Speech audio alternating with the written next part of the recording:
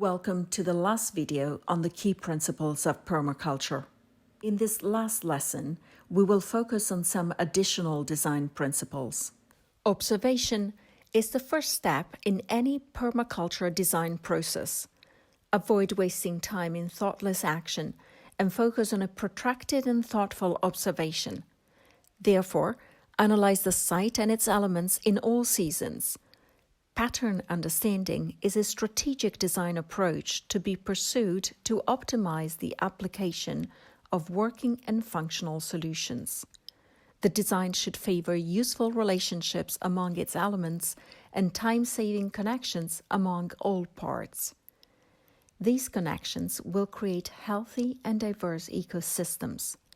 The relationship between things, their interactions, are the primary concern in permaculture. All elements have inputs and outputs, and the way elements are placed should create a relationship where the outputs of one element fit the input of another. In our designs, it is important to remember that elements do not just include things we add, but also existing structures. These include trees and buildings, as well as the real elements of nature, such as sun, wind, rain, and various earth features, such as the soil type, slope or gradient, banks, gullies, waterways, hills, mountains, and so forth. The selection and location of each element maximize the efficiency of a design, and each element serves as many functions as possible.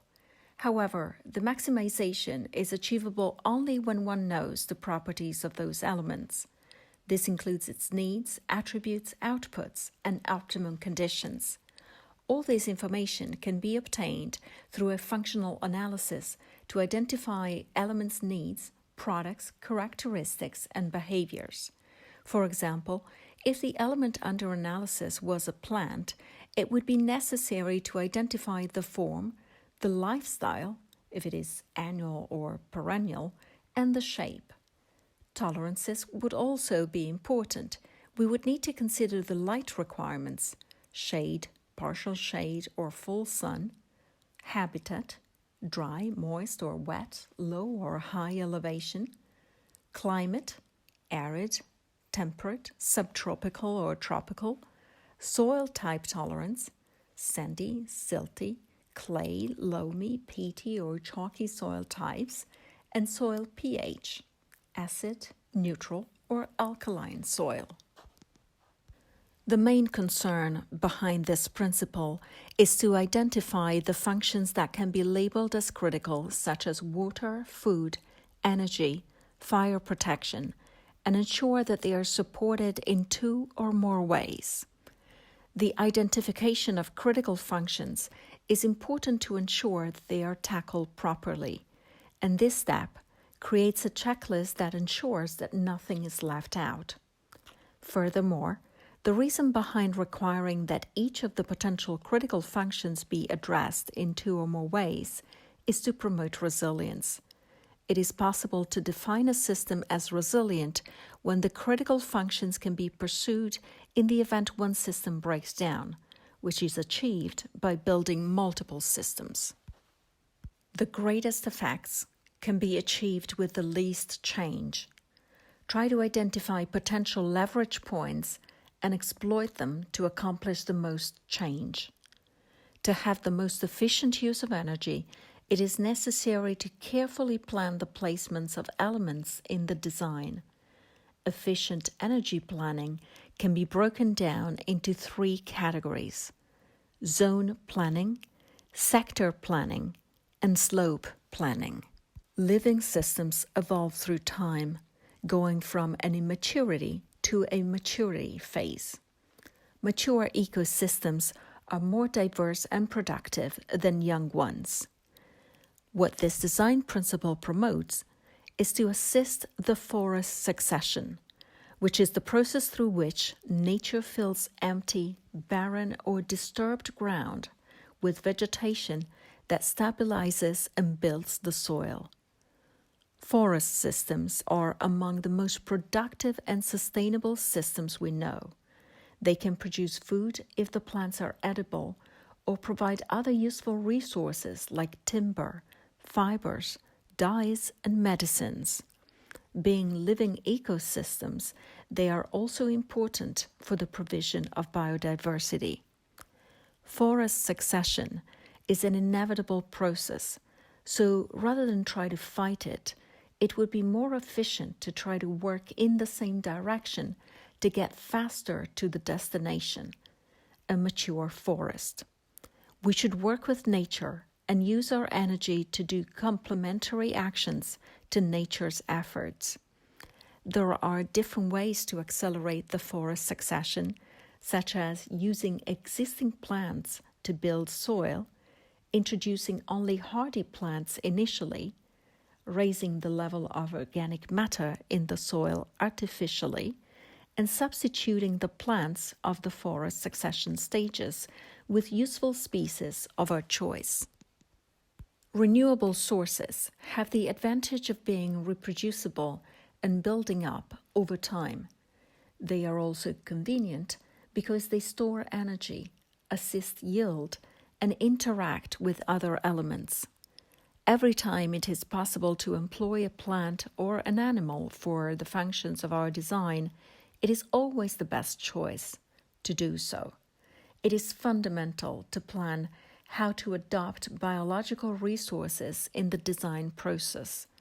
You need to plan what kind of resources you want to apply and how to manage them, since they will determine how sustainable your design is. However, the use of non-biological resources is not excluded, as they are used at the beginning of the design implementation to create lasting biological systems and long-term physical infrastructures. Learn and use the beneficial interaction between species. This design principle focuses on the recycling of energy by capturing, storing, and using energy on site. It is important to try to capture energy to increase growth of our living systems, to put in place cycles that can perpetuate life. To do that, the strategy is to take the energy flowing from a site and put it into a cycle to increase the available energy on the site. With regards to energy cycling, we recycle the energy on the site that would otherwise flow out of the system, and we store the incoming energies coming from external sources. Possible examples are wild energies such as wind and sun are captured to generate electricity. Fallen leaves used for mulch and compost. Kitchen scraps and waste used to feed worms and compost. Domestic grey water used to provide water and nutrient to trees. Green manure crops are cut down and dug into the soil to enrich it. Rainwater is stored on a hillside and used for downhill locations. Work with nature rather than against the natural elements, forces, pressures, agencies, and evolutions, so that we assist rather than hinder natural developments. By changing our approach, obstacles can turn into positive attributes. It is up to us to make this change happen, and most importantly, it is worthless to invest money, time, and energy in forcing changes against what nature intended to be. Generally, small changes are met with less resistance than huge ones. An evaluation of cost and benefits should be done every time before the starting of any activity. A successful project depends on the proper use and allocation of resources. In permaculture, small-scale systems are preferred because they can be managed with less resources and they are more energy efficient. It is possible to build these systems as intensive ones, from which we can obtain maximum productivity from smaller, manageable spaces. Human labor and simple hand tools are preferred, which would use little energy and consequently provide high energy returns. From this first description, One could think that permaculture small-scale intensive systems are like peasant farming systems. However, they present a considerable difference that is important to bear in mind. Plant stacking, stacking in vertical spaces. In a forest, nature grows plants in an optimized pattern, creating multiple layers which can make the most of horizontal and vertical spaces.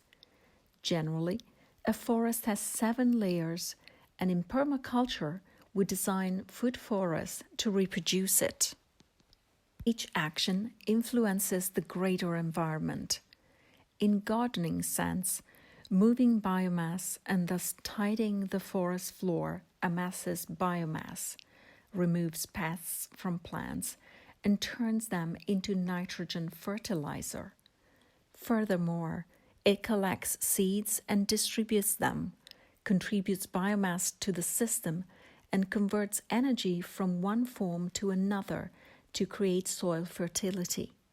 Some further advantages include reducing and contributing to decomposition, contributing to the chorus of nature and to the weathering and the breakdown of materials, while at the same time nurturing favorable conditions for subsequent generations.